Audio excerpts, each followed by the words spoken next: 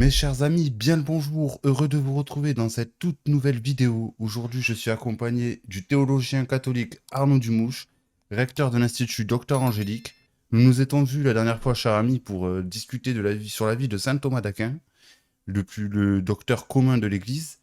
Aujourd'hui, on va plutôt parler histoire et foi aussi, si on peut dire, puisqu'on va parler d'un personnage très controversé de la Renaissance. On va parler de Martin Luther, le fondateur, on va dire, du mouvement protestant dans l'Église, puisque il a été excommunié et déclaré hérétique. C'est ce qu'on va voir dans cette vidéo, cher ami. Dans un premier temps, est-ce que tu peux nous rappeler qui est Martin Luther? À la base, il n'y a qu'une seule église, enfin en Occident, l'église catholique, et Martin Luther est donc un moine augustin allemand. Mais un moine augustin allemand qui vit à une époque où, un peu c'est toujours comme ça dans l'église, hein. C'est pareil dans l'église orthodoxe d'ailleurs, hein. Il y a des cycles sinusoïdaux, c'est-à-dire quelquefois il y a un grand renouveau avec une vraie découverte du mystère et quelquefois une décadence.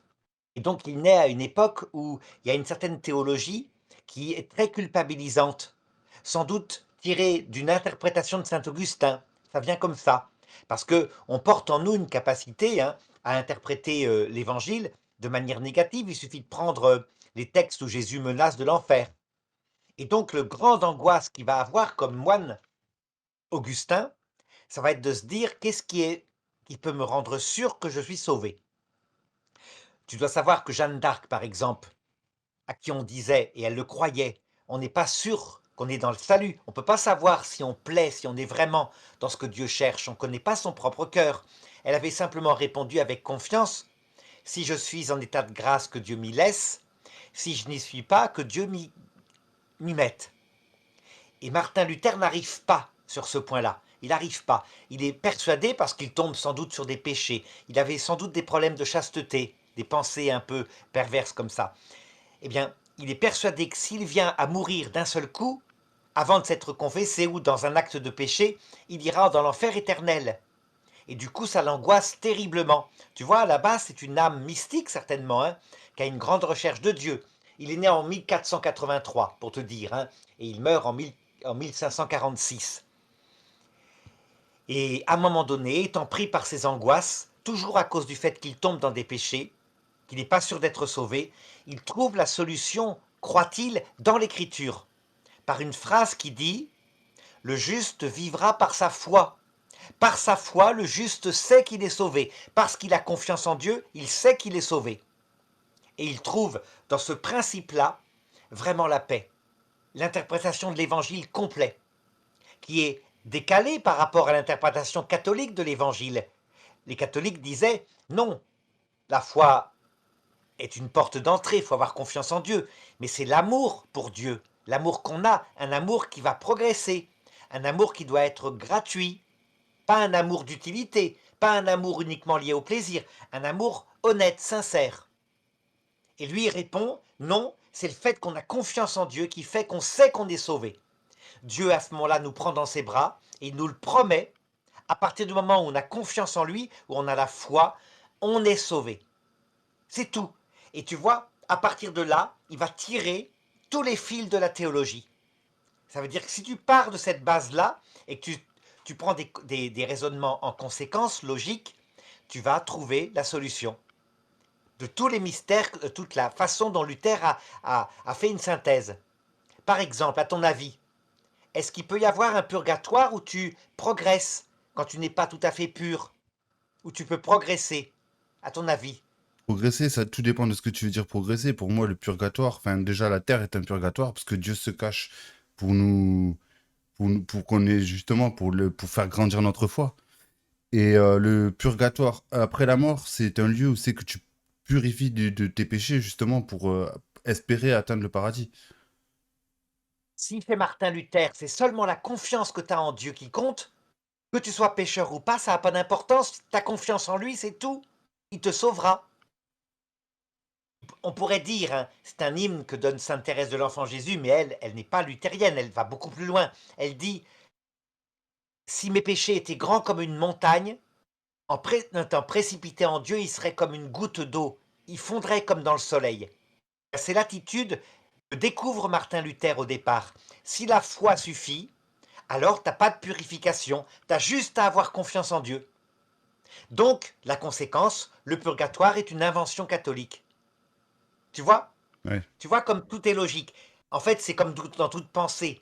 Tu comprends le principe de la pensée, la personne en général a développé les conséquences de sa pensée jusqu'au bout. Donc la conséquence, regarde d'autres conséquences, à ton avis. Est-ce que Martin Luther, puisqu'il a découvert dans l'écriture la vérité qui l'avait complètement rassuré, est-ce qu'il va écouter le discours de l'Église catholique avec les prêtres qui interprètent l'écriture? Là, je t'avoue que là, tu me poses une colle. Non, je pense pas, mais... Mais non, parce que les prêtres donc ont menti, ont mal interprété. Donc il ne leur fait plus confiance. Et la seule confiance, il la met dans l'écriture. Uniquement l'écriture. C'est logique. Il a trouvé la vérité dans l'écriture, éclairée par l'Esprit Saint. Et donc l'Église, les papes, sont des pervers. Il va aller jusqu'à dire que le pape à Rome, qui veut imposer la vérité, est un antéchrist. Il va interpréter l'Apocalypse en disant, regardez, Rome, ville aux 7 collines, ben c'est la bête à 7 têtes de l'Apocalypse. Donc, carrément, dans un conflit qui rentre avec le pape a donc détruit l'évangile, a éloigné de l'homme de l'évangile pour dominer l'homme. Et à partir de là, évidemment, il trouve effectivement des défauts chez les papes. Comme par exemple, c'était la pleine période où les papes étaient souvent un peu des souverains de la Renaissance. Tu vois, qui souvent faisaient la guerre. Ou alors qui récoltaient de l'argent pour construire des beaux bâtiments au Vatican. C'était la mode à l'époque. On aimait l'art. Il faut dire que l'Empire romain d'Orient était tombé, et donc des artistes d'Orient étaient arrivés, et du coup on voulait imiter, en Italie en particulier, les arts. Eh bien, les papes avaient trouvé un système, ce qu'on appelait la vente des indulgences. Vous devez être pur pour aller au paradis, acheter une indulgence, vous aidez l'Église, et en échange, vous êtes libéré d'une peine du purgatoire. Il y a effectivement une aberration, tu es d'accord? Bien On sûr. ne peut pas faire ça. Non. On ne peut pas vendre quelque chose qui va nous permettre d'aller plus vite au paradis. Et donc Martin Luther a des preuves que l'Église catholique est de l'Antéchrist. Et que lui, à partir de l'écriture sort, il a trouvé la vérité. Il va élaborer quelques critères, en particulier une série d'hérésies qu'il trouve dans l'Église catholique, qui va à un moment donné afficher sur la porte d'une église. Tu vois, une affiche qui placarde avec des punaises, si on peut dire, hein, et ça fait tout un scandale. Et les gens sont assez d'accord, parce qu'ils voient bien que les prêtres parfois sont ventripotents, très riches, pas très fervents. C'est la période d'une crise, hein. Et donc sa réforme va démarrer d'un seul coup. Alors D'accord? justement, cette réforme, donc, sola scriptura, sola fide, etc., qui a après, on va dire, nourri d'autres mouvements comme le calvinisme, etc., il va afficher exactement une série, donc 95 réformes, sur la porte de l'église de Wittenberg, en Allemagne, Oui. là où il était, je crois, moine.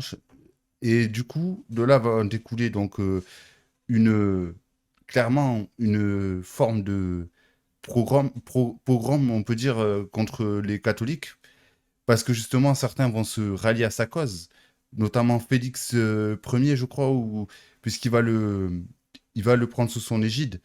Donc, cette réforme-là, elle a commencé, c'est à partir de là qu'il pète littéralement un plomb, on peut dire ça comme ça, c'est ces indulgences. Est-ce que tu peux nous expliquer... Non, les indulgences, c'est juste un prétexte. La réforme, elle a démarré, comme je te l'ai dit, une vraie recherche spirituelle et la découverte dans l'écriture que la confiance suffit. Les indulgences, c'est juste une attaque habile, en plus à l'époque où l'imprimerie est en train d'être inventée, qui prouve de manière concrète que l'Église est une espèce d'escroquerie. L'Église catholique, j'entends, hein, parce qu'elle tombe dans la simonie. Ce qui est aberrant, parce que les protestants, après, qui vont être des pasteurs mariés, ils vont avoir besoin d'argent eux aussi. Donc ils vont souvent vivre de leur prédication. Oui, Donc ils sont tombés dans les travers qui reprochaient à l'Église, qui était dans une phase de crise. Et depuis le XVIe siècle, donc, tu verras, toujours là-dessus, les protestants, quand ils sont fervents et qu'ils attaquent l'Église catholique, reprennent ces arguments-là. Donc reprendre des arguments plus faciles, comme le commerce des indulgences.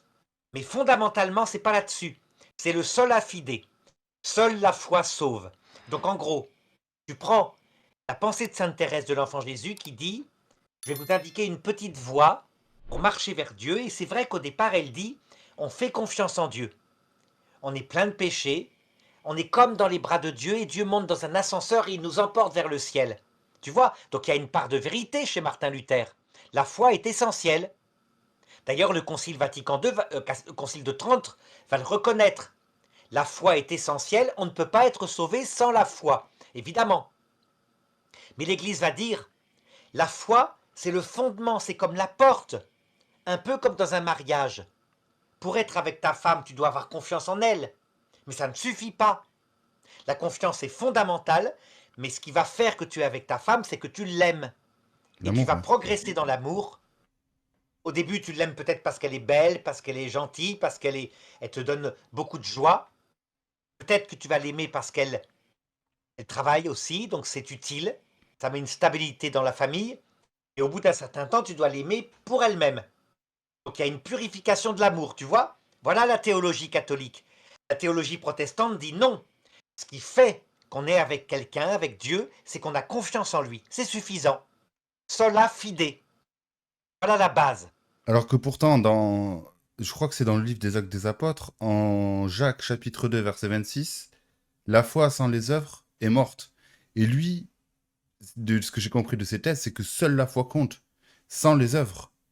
Les Oui. protestants, ils Alors, disent qu'il n'y a pas besoin d'œuvres pour entrer au paradis, quoi, quelque part.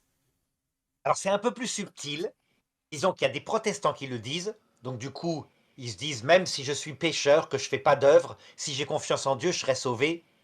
Tu vas voir en particulier, c'est le cas pour Jean Calvin, le fondateur des évangéliques, hein, qui est beaucoup plus dur. Mais c'est pas tellement ce que dit Luther. Luther dit, la foi me sauve, et évidemment, quand j'ai la foi, du coup, je vais me mettre à aimer Dieu. Du coup, je vais travailler pour Dieu. Mais c'est pas ça qui me sauve. C'est vraiment parce que j'ai confiance. Et la confiance va être source, par surcroît, d'amour et des œuvres. Voilà comment il dit. Alors que nous, catholiques, on dit, la foi peut exister sans la charité. Ça arrive, il y a des gens qui ont confiance en Dieu, mais qui refusent d'aimer Dieu comme un ami. Par exemple, les musulmans. Ils veulent pas aimer Dieu comme un ami, ils disent c'est pas possible, Dieu est trop grand, on ne peut l'aimer que comme un serviteur. Et ça, les protestants le nient. Ils disent non, quand on a la foi par Jésus-Christ, on aboutit à la charité.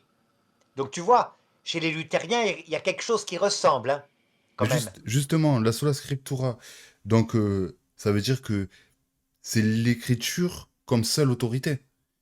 Et Oui, alors pourquoi l'Église catholique ne s'y conforme-t-elle pas? l'Église catholique, pour elle, elle dit, l'écriture est l'une des trois autorités pour connaître. Et l'écriture seule, c'est un livre déjà dégradé par rapport à la pensée que Jésus a enseignée, est arrivé dans le cœur des écrivains ecclésiastiques, et ensuite l'ont mis par écrit puis qui sont morts. Donc, si on veut rejoindre le sens profond de l'écriture, il faut rejoindre la tradition. La tradition, c'est-à-dire l'Esprit Saint dans le cœur des saints. La tradition, elle a d'abord produit l'écriture, et puis maintenant l'Esprit Saint, il continue de venir dans notre cœur, et c'est grâce à ça qu'on va connaître l'écriture. La bonne interprétation. Mais les catholiques vont dire, comment distinguer une tradition qui viendrait de son imagination et une tradition qui viendrait vraiment de l'Esprit Saint? C'est compliqué. Voilà pourquoi il y a un troisième canal pour être sûr qu'on est dans la vérité. C'est quand un charisme donné à l'Église particulier, dans la personne de Pierre et de ses successeurs, va confirmer qu'on a de la bonne interprétation. Donc, dans l'Église catholique, il y a trois canaux, dont l'écriture. Chez les protestants, non, non. La tradition, c'est du pipeau, c'est de l'invention humaine. Le magistère, c'est les papes qui se sont proclamés, autoproclamés. On leur dit, mais regardez, il y a quand même des textes. Quand Jésus dit, je fonderai sur Pierre mon église.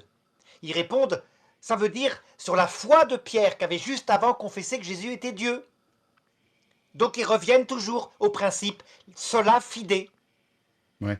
ils disent, c'est pas la personne de Pierre, vous avez mal interprété. Et nous, on leur répond, ben oui, vous avez raison, c'est sur la foi de Pierre, sur la divinité du Christ, mais il y a aussi un charisme qui lui est donné, la preuve, il lui change son nom. Et après, il le confirme, il lui dit, j'ai prié pour que ta foi ne défaille pas.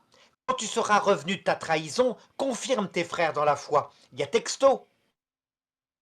Ben eux, ils lisent autrement.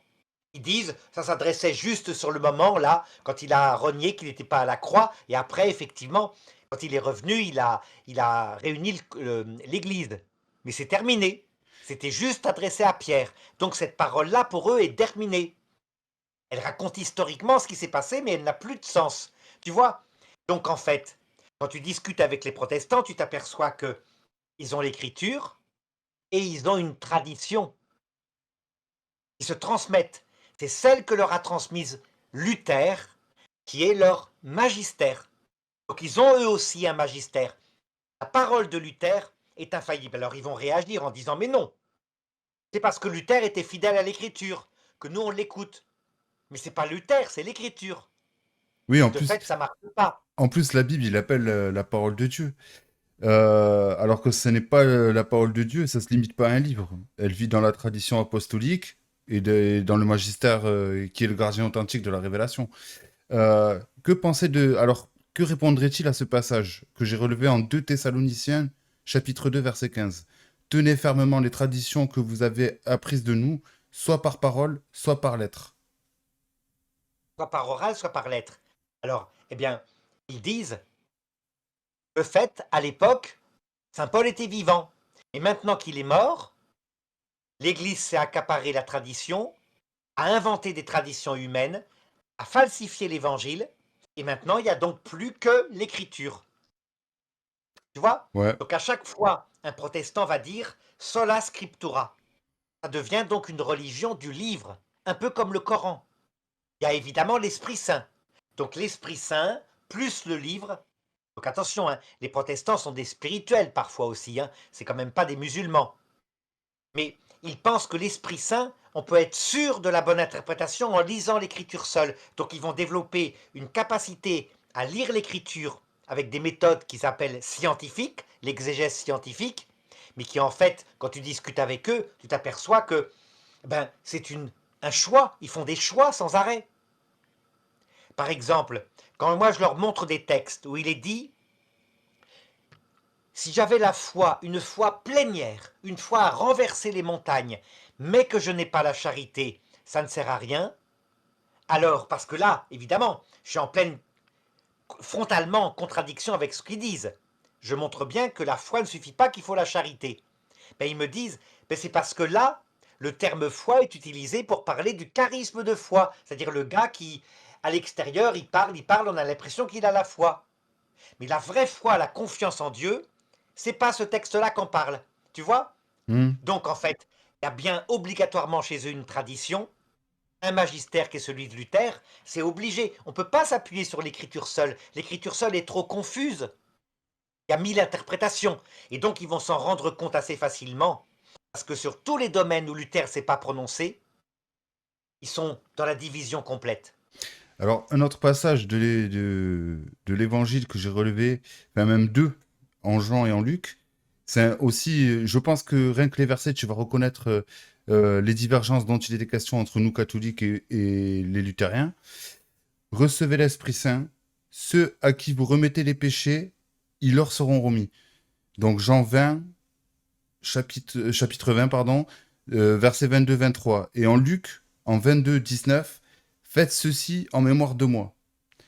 Donc là, il est question des sacrements. Nous, l'Église catholique, en reconnaît sept principaux sacrements, là où Luther, lui, n'en reconnaissait que deux, qui étaient le baptême et l'Eucharistie. Oui. Et en plus, il disait, cette parole s'adresse à tout le monde. Ça veut dire, faites ceci en mémoire de moi. Tu peux célébrer la messe qui est un symbole. Ils diront, un symbole, c'est-à-dire qu'il y a Jésus qui est vraiment présent quand on est à la messe, avec un pasteur protestant qui est un laïc cultivé, qui a fait une école de théologie. Il est présent parce qu'on est ensemble. Donc il n'y a pas de présence réelle avec un changement métaphysique du pain eucharistique qu'on pourrait adorer. Ils nous prennent pour des superstitieux. Donc là encore, interprétation de Martin Luther, qui n'est pas l'interprétation de toutes les églises fondées par les apôtres. Que tu ailles en Éthiopie, ou alors dans l'église orthodoxe ou dans l'église latine, partout, il y a la foi dans la présence réelle, dans le fait que l'Eucharistie est transformée par un miracle invisible. Eux, au XVIe siècle, prétendent que non. Tu vois? Donc il y a bien, encore une fois, chez eux, un magistère qui est celui de Martin Luther. Alors, mais justement, pourquoi cette différence? Il a choisi, il a tiré les fils, il a interprété à sa façon ce qui lui plaisait, il a tout repensé, puisque l'Église catholique était donc une hérésie tenue par un antéchrist qui était le pape, il s'est dit, à partir de l'écriture, je vais réinterpréter. Donc à partir de là, évidemment, comme il a une grande autorité, on se met à l'écouter, on se met à croire que, en s'appuyant sur l'écriture seule, on peut aboutir à ça. Fort heureusement, certains catholiques vont commencer à aller en Allemagne, dont des jésuites, Saint-Pierre Canisius en particulier, qui va prendre les livres de Luther, qui va les confronter à l'écriture et qui va montrer ce que je suis en train de te montrer, à savoir que il a une interprétation arbitraire et il pourrait y en avoir d'autres. Et donc ça va ramener à l'Église catholique toute une partie de l'Allemagne. La simple prédication des jésuites. Oui, oui, oui. Alors justement, l'Église n'invente pas les moyens, ces moyens-là. Il s'agit de grâce pour ce qui est des sacramentaux, des sacrements, pardon. Ils sont les canaux visibles de la grâce invisible, justement. Elle en est la dépositaire et la servante. Oui, et c'est vrai, là les protestants n'ont pas tort. Dans l'écriture, au sens explicite, vraiment clair, il y a deux sacrements. Le baptême et la confirmation. Les autres, parfois, sont plutôt dans les épîtres de saint Paul. Par exemple, quand saint Paul dit « Quand tu imposes les mains pour construire un épiscope, c'est-à-dire un évêque, choisi de telle façon, de telle façon. » Là, tu vois, Jésus, lui, on ne voit pas dans l'évangile qu'il impose les mains à quelqu'un. Oui. Donc, il y a eu un rôle particulier des apôtres pour définir certaines choses, tout simplement parce que c'est fondé sur quoi? Quand Jésus dit tout ce que tu liras sur la terre sera considéré comme lié dans les cieux. Il donne une vraie responsabilité à ses apôtres pour qu'ils puissent organiser l'Église. Et lui ne structure pas l'Église comme ça à fond. Il la structure un peu. C'est lui qui fonde le pape à la tête des 12 apôtres. Ça c'est vrai. Et les 72 disciples qui seront les prêtres. Mais après, dans les actes des apôtres, c'est déjà une interprétation donnée par les apôtres. Oui, oui, Tu vois? effectivement, oui, oui. Effectivement. Un autre point de divergence entre Luther et l'Église, c'est que Luther lui a affirmé que tous les chrétiens sont prêtres, le sacerdoce universel. Que répond l'Église face à ça? Elle répond qu'il n'a pas tort. Par notre baptême, tous nous sommes prêtres et nous intercédons pour nos frères. Et nous pouvons même, c'est ce que dit saint Paul, nous offrir avec le Christ. Ça, les protestants le refusent.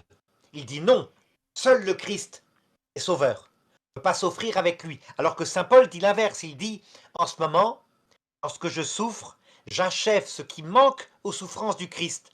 Alors quand on leur sort cette phrase-là, ils sont complètement déstabilisés et ils disent, non, le Christ a tout accompli. Tout est accompli à la croix. Donc saint Paul voulait dire autre chose et il cherche une interprétation. Nous, chez nous catholiques, on dit mais non, le Christ a tout accompli et vraiment, on a une place pour l'aider à porter sa croix, pour collaborer. Donc on est vraiment prêtre. Mais ça n'empêche pas qu'il a choisi 12 apôtres, 72 disciples, donc il y a bien un deuxième sacerdoce ministériel, passager, pour donner les sacrements. C'est pour Tu vois? instruire et sanctifier le peuple de Dieu. Tout à fait. Donc ils ont une part de vérité, on ne nie pas ce qu'ils disent qui est vrai. Donc il y a vraiment un sacerdoce que tu reçois par ton baptême, ta confirmation. Ce que tu fais d'ailleurs par tes vidéos, c'est une forme de sacerdoce. Et ce sacerdoce des femmes aussi, royales, demeurera pour l'éternité. Les femmes en sont témoins, elles le sont par la charité et par l'humilité. Mais c'est vrai qu'il y a quand même 12 apôtres. Alors ça, qu'est-ce qu'ils font? Il y a des protestants qui ont dit, ben oui, il y a quand même 12 apôtres. Donc il y a une partie des protestants, qu'on appelle les anglicans et les épiscopaliens, qui ont gardé les évêques et les prêtres. D'accord. Alors, que répondre à Jean 20, verset 21? Comme le Père m'a envoyé, moi aussi je vous envoie. Rien, là ils ont raison. Ça veut dire que tout le monde est envoyé en mission, Non, non, mais c'est nous seulement catholiques, les c'est prêtres. nous catholiques qui nous servons de ce cerveau-là pour contredire justement cet argument de sacerdoce universel. On ne le contredit pas, le sacerdoce universel. Non, non, c'est pas vrai. On ne le contredit pas. Ce qu'on contredit, Ministériel, oula, ministériel, autant pour moi, c'est ministériel, ça, autant pour c'est moi. ça. On contredit, Oula, on pardon. contredit leur rejet de la deuxième forme de sacerdoce, le sacerdoce ministériel passager, avec la consécration de l'Eucharistie par le prêtre, etc. Parce qu'ils le voient Mais comme une domination, en fait. alors ils le voient, eux, comme une domination à cause de la crise du XVIe siècle, où les prêtres étaient assez arrogants, c'était une phase comme ça, où il y avait tellement de vocations de prêtres que les laïcs n'avaient pas le droit d'exercer quoi que ce soit, ils recevaient, et les prêtres donnaient. Mais entre-temps, s'appuyant et confirmant ce qui était vrai chez les protestants, l'Église a dit, ben oui, vous n'avez pas tort en tout. Forcément, hein, les protestants n'ont pas tort en tout, ils disent des vérités.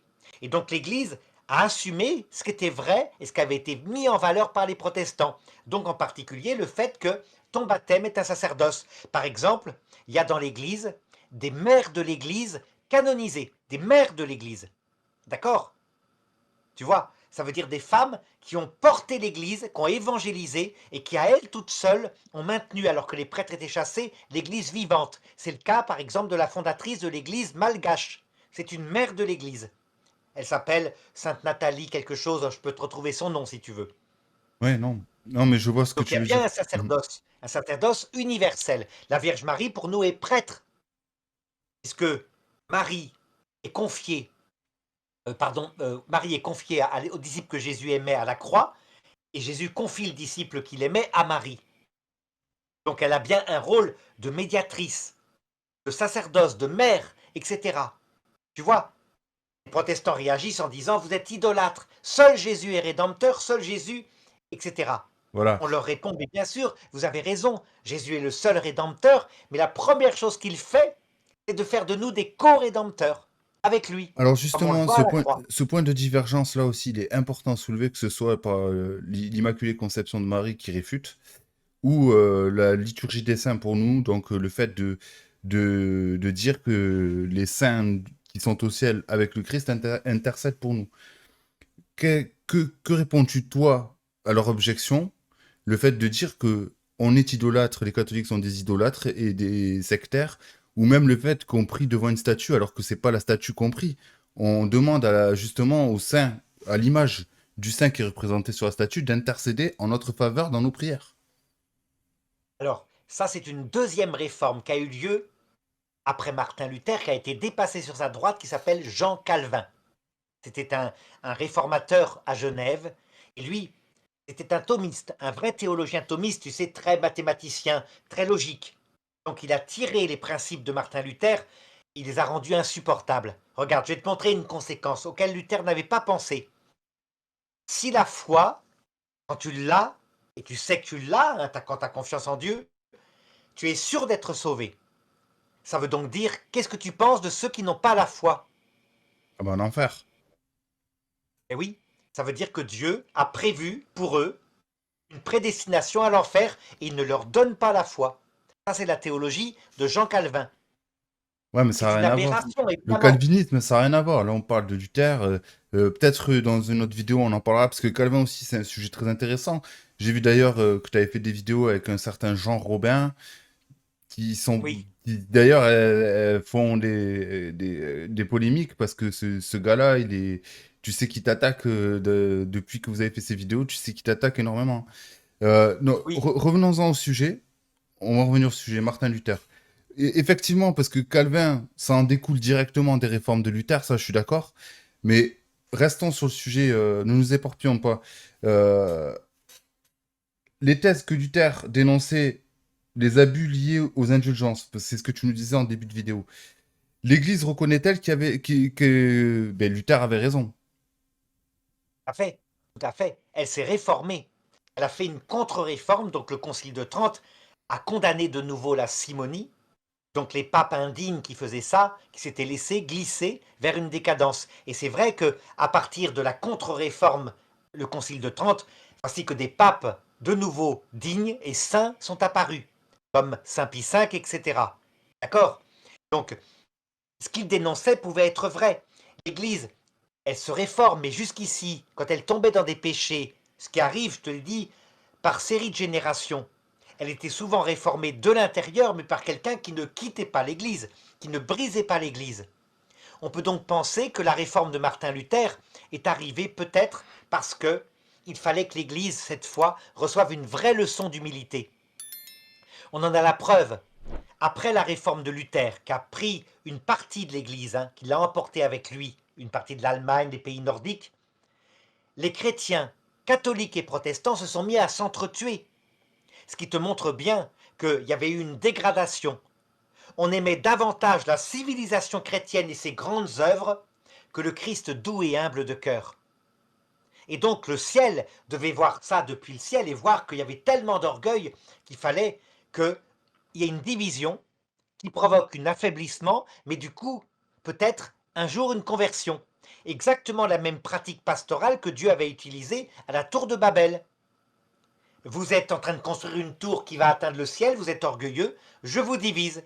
Vous ne vous comprendrez plus, vous avez plusieurs langues. Tu vois la technique de Dieu, c'est toujours la même. Exactement. Et d'ailleurs, si je peux rajouter ce commentaire en complément de ce que tu viens de dire, c'est que l'indulgence, elle ne rachète pas le salut. Elle applique la miséricorde du Christ à travers la prière, la conversion et les œuvres de pénitence. Est-ce que À fait. tu es... Ouais, voilà. Ma question Alors, était... regarde, c'est assez simple à comprendre. Si tu pèches, Je t'écoute, hein. parce que tu te dis le Seigneur est miséricordieux, et donc tu arrives à l'heure de ta mort, tu te rends compte quand il t'apparaît que tu as beaucoup péché, tu te convertis, tu lui demandes pardon, et forcément, parce que tu as péché, Jésus avait dit, tu t'es pas réconcilié avec ton prochain, alors tu vas payer jusqu'au dernier sou. Rappelle cette phrase, Oui. hâtez-vous de vous réconcilier avec votre frère tant que vous êtes en chemin sur la terre, de peur que votre frère ne vous livre au juge et le juge au bourreau, et là, vous ne sortirez pas de prison tant que vous n'aurez pas réglé jusqu'au dernier sou. Ce qui veut dire que ce texte-là montre qu'il n'y a pas d'indulgence. L'Église, appuyée sur la Vierge Marie et éducatrice, a dit, mais si, on peut arracher de l'indulgence à Dieu. Quand on a des péchés, c'est vrai, on est bouleversé par ces péchés, on est converti, on veut tout payer, comme l'avait fait Saché au purgatoire. On veut rembourser 4 fois pour le mal qu'on a fait. Mais au bout d'un certain temps, quand on a le cœur totalement transformé par la conversion, eh bien, les prières de ceux qui sont sur terre, les prières de ceux qui sont au ciel, peuvent nous obtenir une indulgence. À un moment donné, on n'a pas tout à rembourser. Et on est introduit au paradis. Donc les indulgences existent, évidemment. Elles ont d'ailleurs été inventées par l'Ancien Testament. Ce n'est pas quelque chose du Nouveau Testament. Donc du coup, qu'est-ce qu'a fait Luther? Il a supprimé de l'Ancien Testament certains livres où c'était raconté.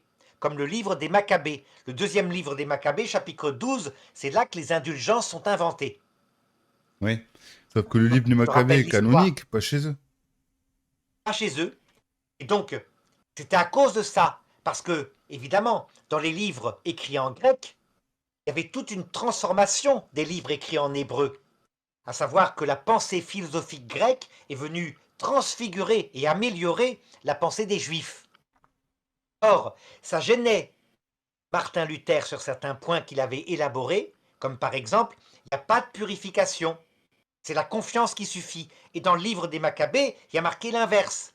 Il y a marqué que des soldats qui étaient morts parce qu'ils portaient autour du cou une sorte d'amulette à un dieu qui n'était pas le Dieu unique, eh bien, Judas Maccabée fit une collecte, envoya de l'argent au temple de Jérusalem afin qu'on prie pour leur âme et que leurs péchés soient pardonnés. Ça s'appelle les indulgences, ça s'appelle le purgatoire.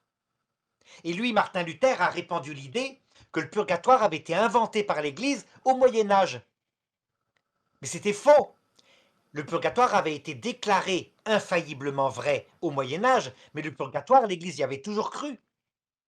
Puisque tu as même des récits au IIIe siècle avec Sainte Félicité qui raconte qu'elle a voit juste avant son martyre son frère au purgatoire et elle prie pour lui afin qu'il soit délivré. Tu vois? Donc Hmm. il y a toute une interprétation luthérienne qui s'est mise dans la passion et qui sont des choses non historiques. Mais évidemment, quand nous on leur sort les textes écrits en grec dans la Bible, ils disent ah non, non, non, ce ne sont pas des textes canoniques. En fait, c'est le choix de Luther, encore une fois. Il a retiré des livres de la Bible, puisque la Bible elle-même, celle que Jésus a suivie, puisqu'il en parle, il assume l'Hadès. Et l'Hadès a été rajouté par les Grecs. L'Hadès, c'est le séjour des morts, en grec. Il en parle explicitement, Jésus. C'est dans le livre des Maccabées. Donc Luther a fait une énorme erreur en supprimant tout l'apport de la philosophie grecque au peuple juif. Autre point de divergence entre catholiques et protestants, et luthériens du moins. Luther croyait que la volonté humaine est esclave du péché. L'homme peut-il vraiment coopérer à la grâce? Il répond que non. Sola gratia, voilà un autre précepte de Martin Luther. Seule la grâce te sauve. Ça veut dire en gros, c'est logique. Un pauvre pécheur, tout d'un coup, Jésus-Christ arrive, il te donne la foi. La foi est un don de Dieu. Donc ça vient de sa grâce. Et toi, ta réponse va être celle d'un enfant qui dit Seigneur, j'ai confiance en toi. Et comme tu es détruit par le péché originel, tu ne vas pas collaborer, tu ne vas pas faire des actes volontaires pour aller vers lui. Luther va dire non, ça serait s'appuyer sur sa propre volonté et non pas sur la confiance en Dieu. Donc, seule la grâce te sauve et tu as juste à répondre à Dieu par la confiance. Donc, si je te résume la spiritualité de Luther, c'est celle d'un petit enfant dans les bras de Dieu, mais qui est incapable d'agir.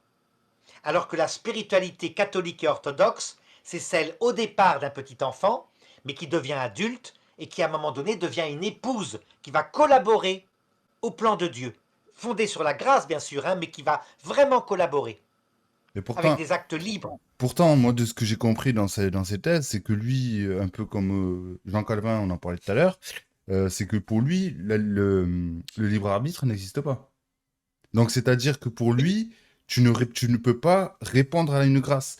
Or, nous, catholiques, on sait très bien que Dieu t'envoie des grâces et c'est à toi d'y répondre ou non. alors tu peux y répondre quand même. Luther est moins dur que Calvin. Luther dit tu y réponds par un acte de confiance. Donc il y a bien effectivement un acte de liberté. Quand Alors, même. parce que C'est Jean Calvin qui dit justement, la réponse de l'Église, c'est que la grâce précède toujours, mais ne détruit pas la liberté. Elle la guérit et elle la fortifie. absolument. Donc, Alors ça que, voudrait dire que il doutait sur le fait que l'homme, vu qu'on est censé être esclave de nos péchés, il ne répondait pas systématiquement à la grâce. oui, regarde, en gros, pour comprendre simplement, pour Martin Luther, la relation à Dieu, ça serait celle d'un petit enfant qui est dans les bras de Dieu et qui se laisse porter. Alors que pour les catholiques, c'est comme une épouse. Et une épouse à la maison, elle n'est pas tout le temps dans son lit en train d'attendre patiemment que le mari revienne du travail et ramène les sous. Et elle, tout en attendant, dans la confiance. Non, elle s'agite, elle fait la cuisine, elle collabore. Voilà la relation catholique. Tu vois, tu as tout qui est résumé. Les deux spiritualités sont résumées. Alors c'est les protestants, certains protestants te diront mais c'est caricatural, on est quand même parti en mission. Et oui, ça veut dire que c'est plus souple que ça chez Martin Luther. Il peut y avoir vraiment parfois, quand même, une vraie collaboration avec Dieu. Et ils finissent quelquefois par se rapprocher du catholicisme. D'où un certain nombre de conversions. Jean-Sébastien Bach, par exemple, est un luthérien. Eh bien, tu observes que lui, il écrit des messes à la Vierge Marie. Il a le culte des saints. Il n'a pas la dureté de Jean Calvin. Oui.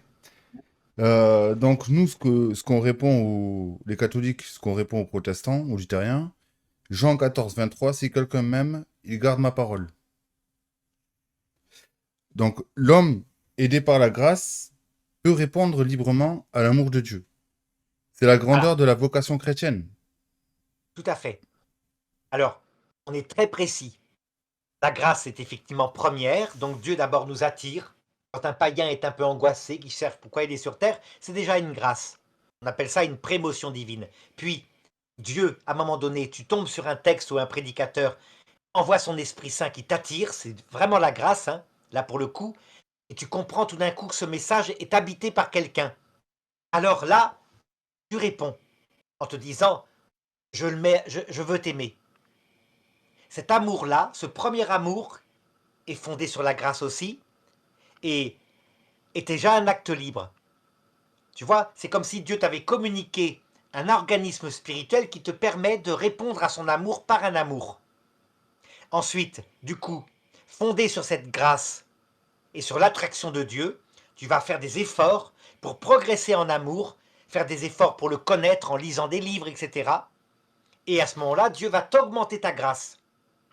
Tu comprends? Ça se passe un peu comme dans un couple, ou alors on a parfois des scènes de ménage, parfois le temps fait des choses, on passe par des épreuves, et au bout du compte, avec toute une vie, l'amour se purifie. Voilà la pensée chrétienne, développée en particulier par Sainte Thérèse d'Avila. D'accord. Autre point de divergence. Et là, c'est, je pense, le plus flagrant pour le catholique, même non formé en théologie. Il existe euh, principalement, allez, tu me diras, beaucoup de types de Bible. Et j'ai la chance, ici d'avoir. Alors, excuse-moi, le flou fait que, voilà. Celle-ci, c'est la Bible protestante. Pourquoi je dis la Bible protestante? Parce que je n'ai pas le livre des Maccabées dedans. Je n'ai pas le livre de Si, Tobie non plus dedans. Et il me tous manque les des livres. livres écrits en grec, la sagesse, etc. Voilà, Tous les c'est livres ça. écrits en grec. Et donc, du coup, on peut dire que cette Bible est protestante. Oui, avec comme conséquence, regarde, la conséquence est terrible, puisque l'Ancien Testament écrit en hébreu n'enseigne jamais la vie après la mort. Que dans la Bible écrit en hébreu, le sang, c'est l'âme, le sang, ton sang, hein, ton hémoglobine. Parce que Moïse n'avait pas reçu la révélation de la vie après la mort. Il avait juste reçu la révélation que Dieu est unique. Du coup, beaucoup de protestants pensent que les morts actuellement dorment et que on ne peut pas prier les saints parce qu'ils dorment. Ils sont morts et Dieu va les ressusciter à la fin du monde et là ils reprendront vie. Nous catholiques, parce qu'on a les livres écrits en grec avec la philosophie d'Aristote, on dit mais non, le sang c'est le symbole de l'âme, mais l'âme est spirituelle. On a des textes écrits en grec qui montrent que l'âme s'en va dans l'autre monde et qu'elle survit. Et que, à la fin, Dieu nous ressuscite, ce que Jésus a dit. Donc, quand on leur oppose les textes où Jésus dit bien, il me montre plein d'exemples. Il y a par exemple, à un moment donné, dans la Transfiguration, Moïse et Élie qui apparaissent. On leur dit, mais vous voyez bien, ils sont vivants. Ah, ils répondent, non, non, non, non, c'était une vision. C'était pas réel. C'est bien marqué que c'était une vision.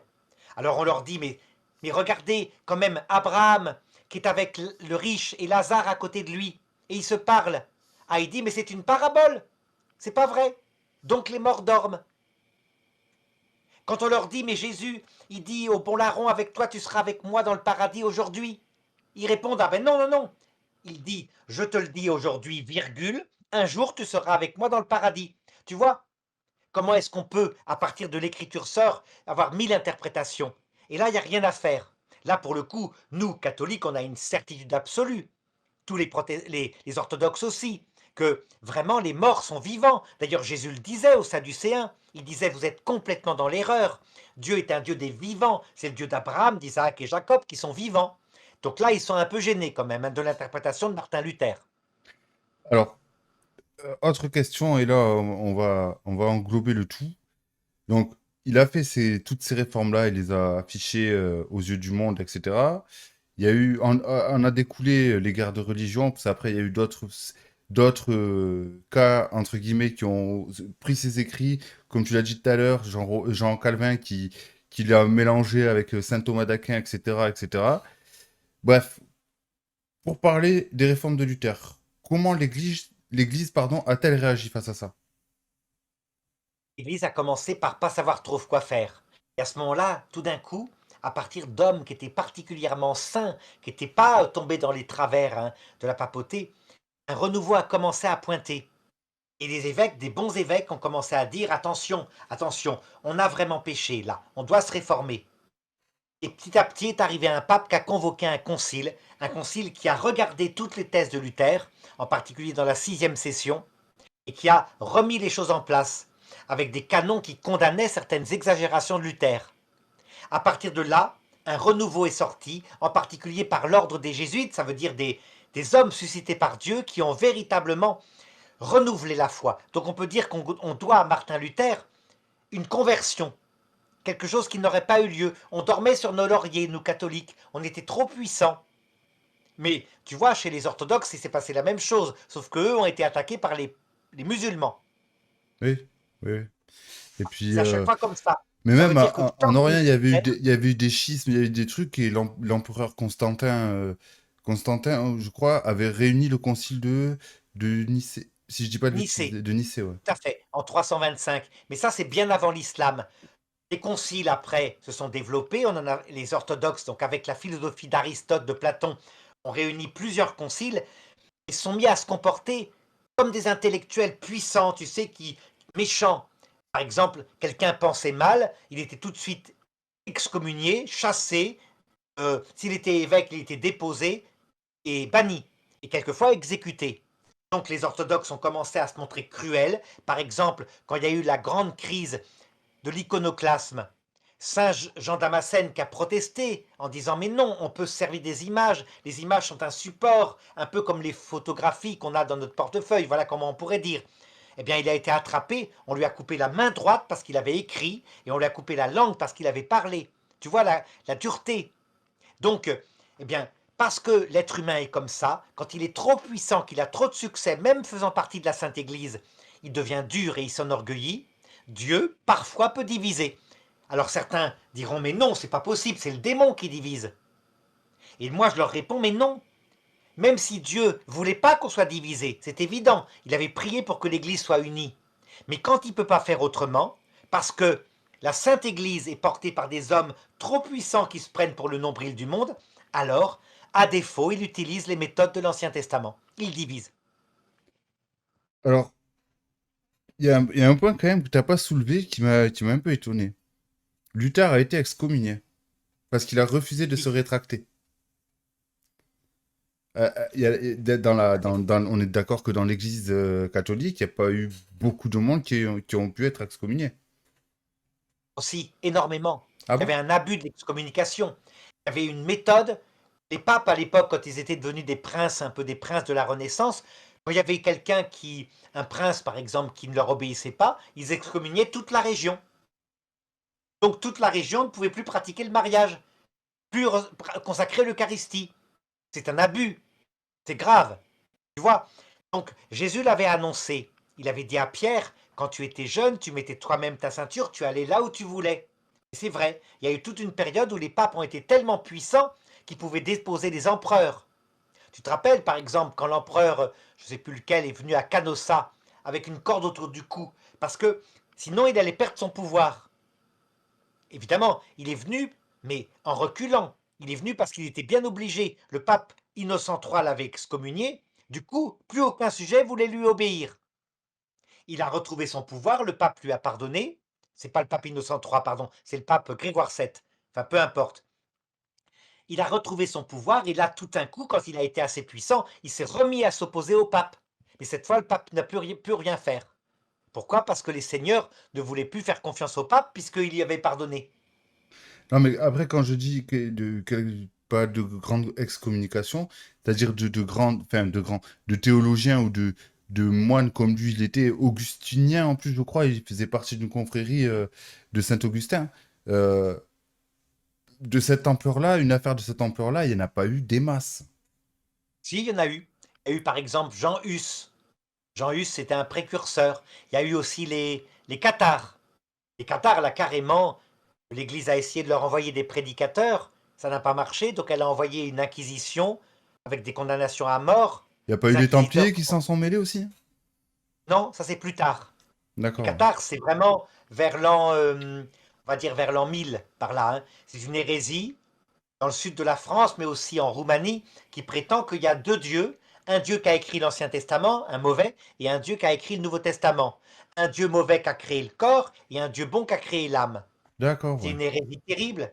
Eh bien, l'Église, elle a utilisé à un moment donné la croisade, carrément. Elle a envoyé des seigneurs du nord de l'Europe, des seigneurs allemands, des seigneurs français, et on pouvait tuer ce qu'on pouvait, et en échange, on obtenait des terres.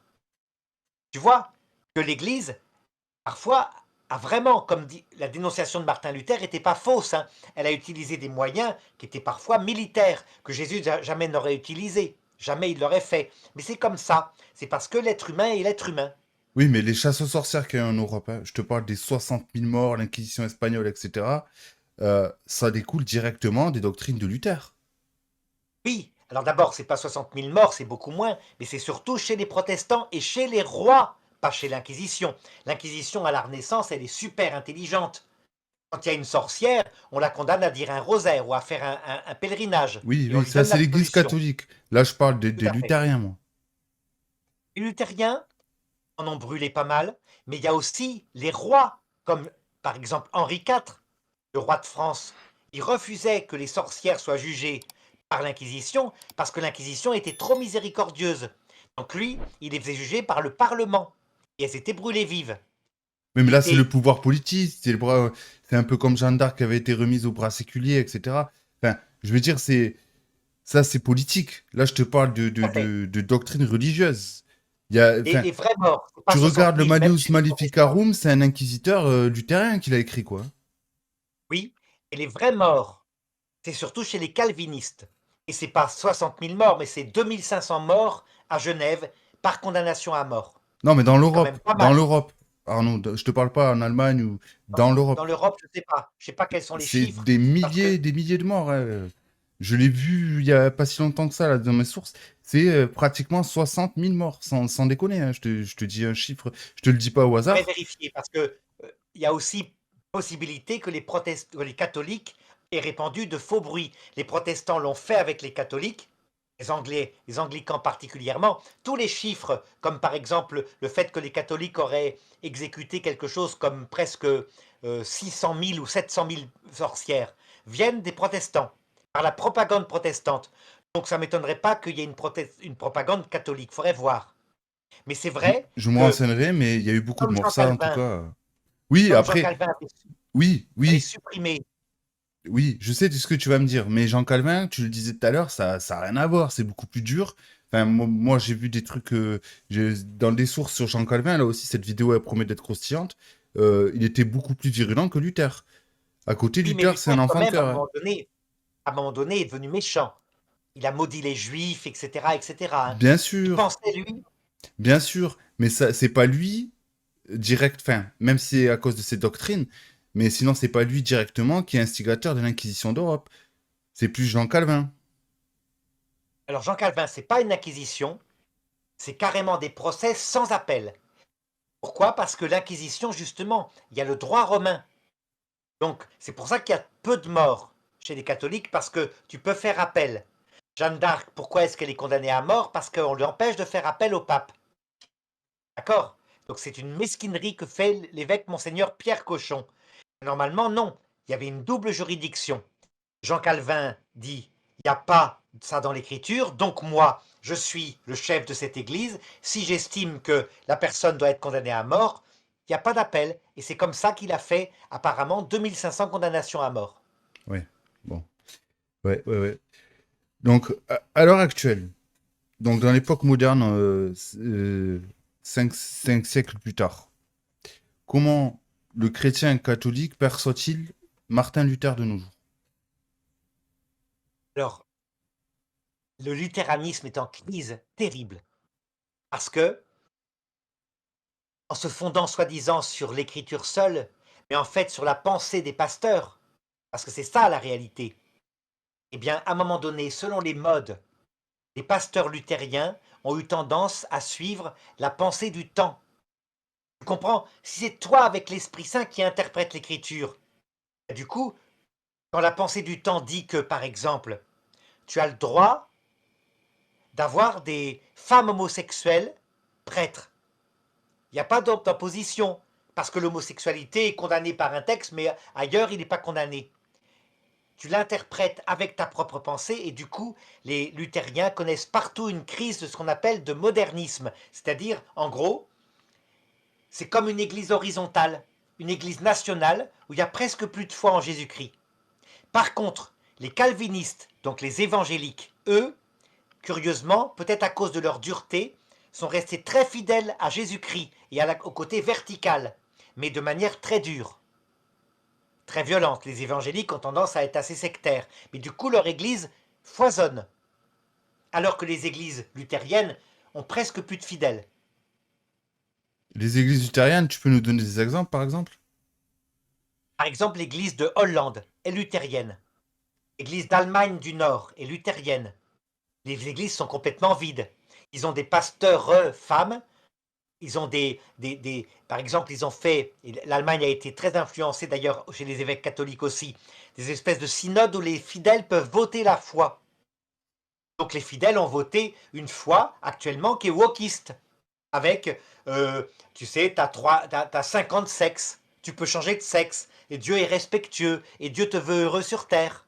la vie éternelle n'existe pas, ce qui compte c'est d'être heureux sur terre. Voilà le niveau. Donc c'est une catastrophe. Et l'influence est arrivée à ce moment-là chez les évêques catholiques, ce qui a donné ce qu'on appelle le processus synodal en Allemagne. Et heureusement, le pape François puis le pape Léon XIV s'y sont opposés pour essayer de relever l'église allemande. Mais c'était limite, hein. Elle a failli s'écrouler, l'église allemande. Il y a eu beaucoup d'apostasie à cause de ça. Ben justement, le Concile de Trente, il disait pas en session 6. Alors je sais plus quel numéro de canon, mais quelqu'un qui ne regarde pas l'écriture avec une certaine sagesse, qu'il soit anathème. Bien sûr. Et tu vois, les protestants, il y a malgré tout, hein, c'est ce que je t'ai dit au début. Sola scriptura, c'est une parole. La réalité, c'est le seul pasteur. Voilà le concret. Dire qu'un pasteur luthérien charismatique va avoir une église importante autour de lui et plein de fidèles. Il va donner cette interprétation. Donc qu'est-ce que font les pasteurs protestants du coup? Ils réforment les choses en inventant des études de théologie, avec un saint synode. Un synode qui va vérifier quand même que les pasteurs adhèrent à quelques points obligatoires qui avaient été définis par Luther dans l'acte de foi des luthériens. D'accord? À savoir la Trinité, c'est le minimum, la divinité du Christ, etc. Toute une série de critères, hein. Et donc il y a des études théologiques, ce qui veut dire qu'il y a bien chez eux un magistère avec des sortes d'évêques qui sont les pasteurs supérieurs. C'est obligatoire. Si tu as l'écriture seule, à la rigueur, moi je l'ai vu chez certains calvinistes, hein, il y a vraiment l'écriture seule, ils rejettent même les 6 premiers conciles œcuméniques, et j'en ai vu certains qui mettent en doute la divinité de Jésus. À ce Ils commencent point-là. à repenser les choses à leur façon. Ah ouais, non mais là c'est... Les calvinistes, c'est ceux qui prétendent qu'il n'y a pas de libre arbitre, si je me trompe pas, hein. Voilà, voilà. Puisque la foi est un don de Dieu, tu choisis pas la foi, donc c'est pas toi, c'est pas ta liberté qui l'a choisi, donc il n'y a pas de libre arbitre, etc. Donc le salut n'est pas un acte libre, le salut est donné par Dieu, et toi tu as juste à faire confiance passivement. Mais La preuve que tu es béni par Dieu, c'est que tu gagnes de l'argent. L'argent prouve que la bénédiction de Dieu est sur toi. ouais, ouais.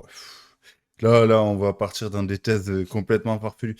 Mais chez les luthériens non plus, il n'y avait pas une certaine prédestination à l'enfer. C'est-à-dire que Dieu placerait certaines personnes en enfer parce que c'est comme ça en fait. Donc en gros, c'est ce que quand je discutais avec Cyprien, on en parlait de ça justement de la prédestination. Donc est-ce que chez Luther déjà, on peut parler de prédestination? Oui, mais il pousse pas les conséquences aussi loin parce que c'est un être beaucoup plus doux, beaucoup plus sensible.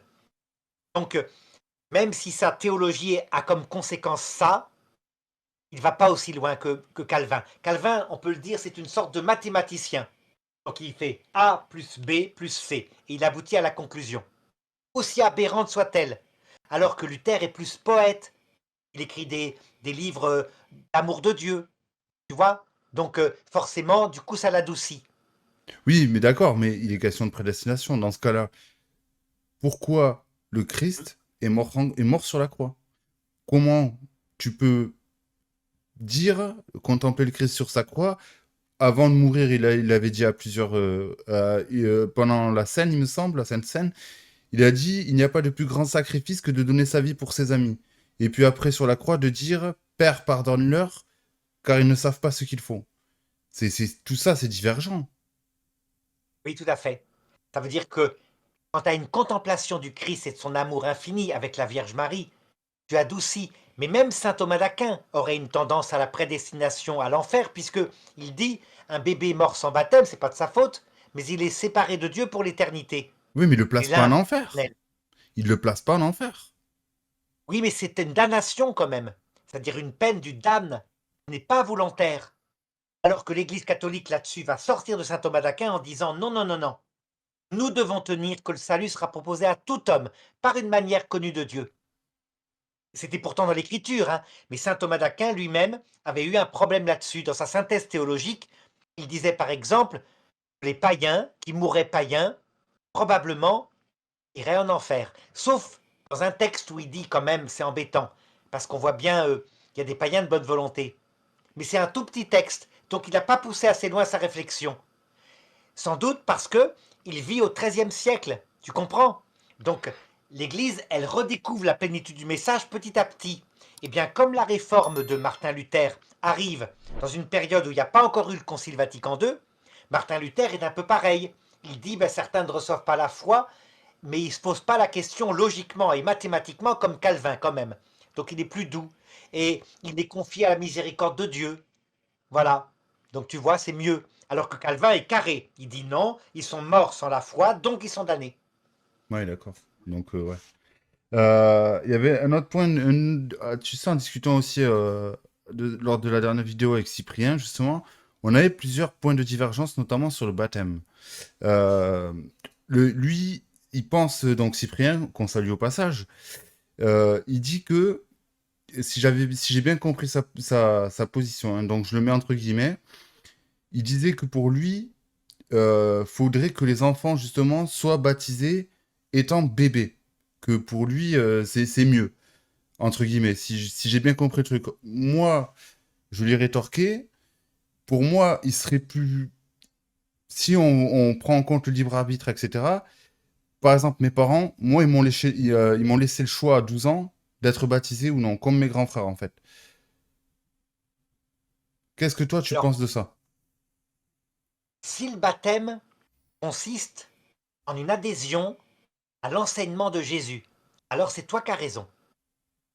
Et si le baptême consiste en la venue du Saint-Esprit dans le cœur d'un petit enfant, alors c'est Cyprien qui a raison. Tu vois? Donc, en fait, le baptême, c'est quoi? Quand tu es un adulte, c'est l'adhésion à une doctrine, et deuxièmement, alors la venue du Saint-Esprit, ou plutôt la venue du Saint-Esprit, puis l'adhésion à une doctrine. Donc là, effectivement, un baptême pour un adulte va être donné avec un acte de libre arbitre.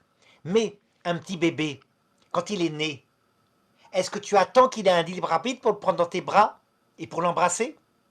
Non, mais enfin, ce que je veux dire, voyons, j'ai peut-être du mal à me faire comprendre. Quand on est baptisé, on nous demande si on renonce à Satan et à servir sa cause. Un bébé, il n'a pas cette conscience-là de répondre non, non, oui, je Oui, renonce à Satan. Voilà, donc c'est ses parents qui font ce choix-là.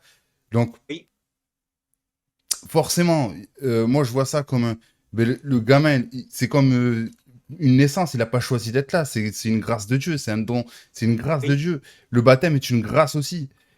Est-ce oui. que cette grâce-là, le fait de l'accepter, c'est-à-dire même à 12 ans, tu n'as pas la notion de théologie comme je l'ai là, par exemple, à 12 ans, je n'avais pas cette notion-là. Je savais que le Christ était mort en croix pour se sacrifier, pour me racheter de mes péchés. Je le savais, je savais le strict minimum. Donc oui, moi j'y croyais, j'y ai toujours cru. Donc j'ai dit à ma mère, oui, je veux être baptisé. Oui, j'ai renoncé à Satan, je l'ai dit de moi-même. C'est ça que je veux te dire. Et est-ce que C'est le quelque... baptême d'adulte. Mais Jésus a bien dit que pour un petit enfant, c'est comme pour un petit bébé, il n'est pas libre au début, tu le prends dans tes bras, tu lui donnes de l'amour, tu lui donnes de l'autorité. Eh bien, l'Esprit Saint n'attend pas le libre arbitre pour venir dans les petits enfants. Si tu mets l'Esprit Saint dans un petit enfant, au moment même de sa conception, par exemple en priant pour lui, alors il vient, et le petit enfant, un peu comme dans le ventre de sa maman, avec tout l'amour de sa maman, il est équilibré bébé. Et il va se développer avec l'Esprit Saint qui peu à peu va devenir quelqu'un dont il est lucide de la présence. Et là, à un moment donné, avec la confirmation, il va adhérer librement. Et c'est le sacrement de confirmation qui va faire ça. Donc, prends l'analogie d'une maman. Tu attends pas que ton bébé soit libre. Tu vas pas dire que tu abuses de sa liberté quand tu le prends dans tes bras alors qu'il est tout petit et que tu lui fais des tas de bisous. Non, ça oui, ça. Ah, voilà, c'est ça le baptême. Donc voilà pourquoi le baptême des bébés, on est d'accord, mais les protestants, logiquement, puisque c'est la foi, et la foi est un acte d'intelligence, ils refusent le baptême des bébés. Donc Il y ils a- font des baptêmes Est-ce qu'il n'y avait jusqu'à pas un l'âge peu de de... superstition aussi en se disant, étant donné que euh, Saint-Augustin et Saint Thomas d'Aquin ont élaboré le fait que les bébés morts sans baptême, eh bien, malheureusement, ils sont éloignés de Dieu, il n'y avait pas cette petite superstition-là aussi qui a fait que dans notre tradition, on se soit dit, allez, nos grands-parents faisaient baptiser nos parents parce qu'ils avaient peur de ça, justement. Oui, ça jouait énormément, et ce critère était utile. Mais la vraie théologie du baptême, elle est donnée par Jésus. Tu te rappelles quand on lui amène des enfants, et les apôtres veulent les chasser. Ah Jésus oui! dit, Oui, oui, laissez venir laissez à moi les venir. enfants. Ouais, d'accord. D'accord, oui. Et tu te rappelles, il leur imposait les mains. Oui, Quand Dieu lui-même en personne impose les mains à un petit bébé et qu'il lui fait des caresses, c'est qu'il l'a baptisé. Il lui a envoyé son Saint-Esprit parce que c'est comme ça, hein. Donc Jésus a baptisé des bébés, d'accord. mais pas avec de l'eau, directement avec la puissance de l'imposition des mains. D'accord.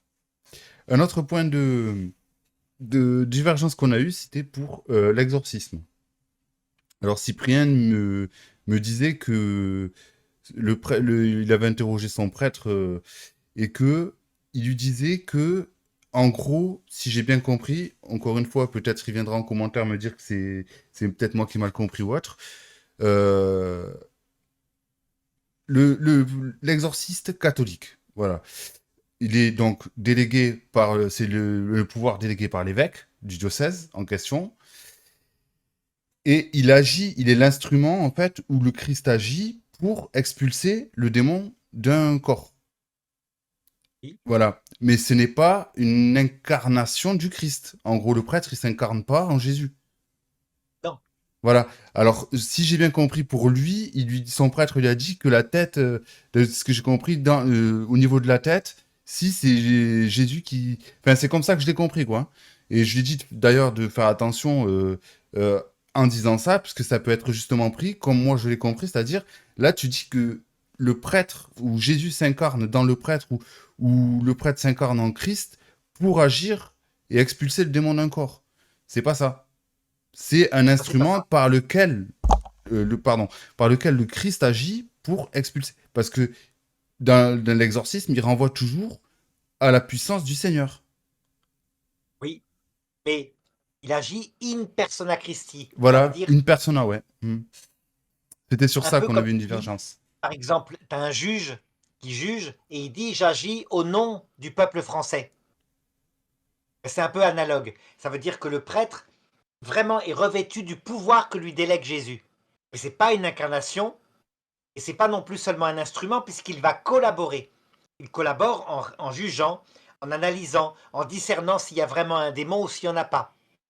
Oui, mais D'accord? dans le grand rituel d'exorcisme, il agit au nom du Christ. Il agit pas. Enfin, oui, tu me diras in persona Christis, ce qui peut vouloir dire euh, en la personne du Christ. Oui, voilà. Il peut aussi agir au nom du Christ. Par exemple, il peut le dire au nom de Jésus-Christ, va-t'en. Il peut aussi dire moi, en tant que ministre du Christ, je te l'ordonne, va-t'en. Et à ce moment-là, c'est pas lui, petit prêtre, qui parle, mais c'est comme s'il était le Christ. Oui, mais qui agit à travers lui. Oui, et le Christ va agir à travers lui. D'accord? Ouais, ouais, c'est donc ouais. Donc on s'est bien compris, c'est peut-être le fait d'avoir utilisé la personne le- la phrase in persona Christi. Moi je lui dis mais attends, il agit en la personne du Christ au nom du Christ. C'est pas le Christ qui s'incarne dans le prêtre pour dire au démon de partir quoi, en gros de chasser le démon quoi. Donc c'est pas une incarnation, ça c'est sûr, mais tu as deux façons de pratiquer l'exorcisme. Si tu dis je te l'ordonne au nom de Jésus, va-t'en, alors c'est le Christ qui va agir. Et si tu dis je te l'ordonne, va-t'en, ça peut être vraiment le prêtre qui est comme si Jésus était là. Pourtant, il n'y a pas eu d'incarnation charnelle, hein, évidemment, mais euh, c'est le prêtre qui est, qui met ici sur terre la présence de Jésus. Mais il peut y avoir une Ah, présence surnaturelle, on est bien d'accord. il y a à ce moment-là, l'aide de Jésus va venir, tout à fait. Il y a les deux méthodes, hein. Par exemple, quand tu dis au nom de la Vierge Marie ou j'invoque la Vierge Marie pour que le démon s'en aille, le prêtre ne devient pas la Vierge Marie, mais il appelle la Vierge Marie qui vient et qui l'aide dans l'exorcisme. D'accord. Donc cette distinction a été sur le terme in persona Christi, je pense. Voilà. Euh, Il y avait autre chose aussi sur lequel j'avais un petit désaccord, c'est que toujours dans le ministère de l'exorcisme, on est bien d'accord que l'Église, elle dit à tous ces prêtres exorcistes de ne surtout pas s'adresser aux démons. Directement, du moins. Ça dépend. Dans le rituel du grand exorciste, tu as des moments où tu t'adresses au démon. Qui es-tu? Quel est ton nom? Qui t'a envoyé? Mais elle demande de ne pas croire le démon. C'est là la grande différence. Ça veut dire que le prêtre doit être capable, quand le démon répond, de dire c'est comme si un voleur ou un hypocrite ou un menteur qui ment me répondait. Donc j'ai à boire et à manger. Et des choses vraies, des choses fausses. Voilà. D'accord. Ok. Bon, ben, je pense que tu as répondu à toutes mes interrogations. Eh bien, écoute, on va terminer cette vidéo ici. Merci encore une fois, cher ami, d'avoir répondu à toutes mes questions. Je te donne rendez-vous prochainement aussi pour faire une vidéo sur Jean Calvin. Alors là, comme je disais tout à l'heure, il y a à boire, à manger, ça va être croustillant cette vidéo. Parce qu'Arnaud a commencé un petit peu à nous teaser ce qui allait se dire. Jean Calvin, un des plus... comment on pourrait le décrire? Au niveau du protestantisme, c'est vraiment... Plus dur. Et voilà, Ouais, il est ouais, plus il dur. est, il a serré la vis encore plus que Luther. Et je pense d'ailleurs que déjà cette vidéo elle va faire parler beaucoup, mais alors sur Jean Calvin, Ça va. merci à toi cher ami, merci à vous d'avoir suivi cette vidéo. N'oubliez pas, allez vous abonner à la chaîne d'Arnaud si vous voulez voir un peu ce qu'il fait. On en avait parlé, tu as un institut de théologie, de philosophie privée sur Internet. Je mettrai tous les liens en description. Si vous souhaitez vous former en théologie, sachez qu'Arnaud avec une équipe a retraduit toutes les œuvres de saint Thomas d'Aquin. Elles sont présentes sur le site drangelique.free.fr. Abonnez-vous, likez, commentez, partagez. Merci encore une fois à tout le monde. Au revoir. Au revoir. Au revoir, Kevin. Au revoir.